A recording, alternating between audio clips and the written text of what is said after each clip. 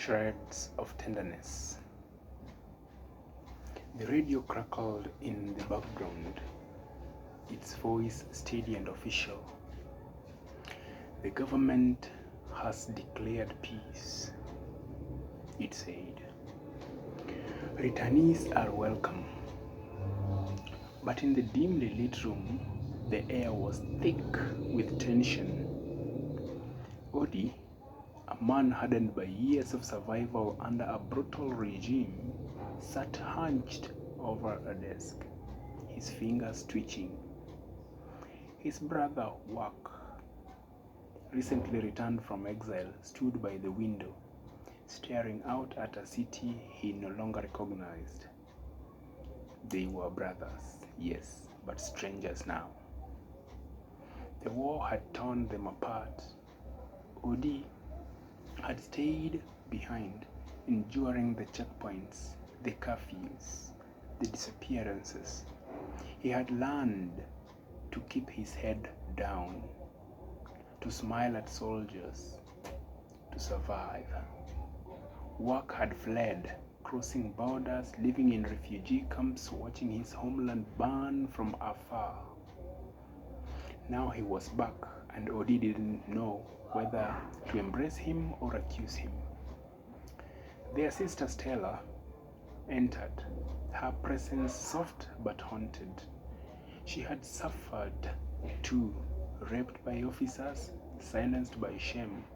She had once loved Wak, but now her eyes held questions. Was he still the man she remembered? Could he understand what she had endured? The room became a stage for confrontation. Odie was bitter. You left, he said. You ran while we queued for milk, dodged bullets, buried friends. You were sipping tea in Europe. Wak flinched. I didn't run. I escaped. I survived, and I came back. But why now? Odie pressed. Because the government says it is safe. Because they are offering rehabilitation money. Wak didn't answer.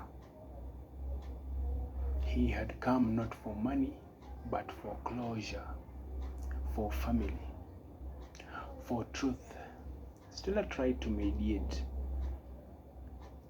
She spoke of pain, of memory, of the need to heal, but the brothers were locked in a dance of accusation.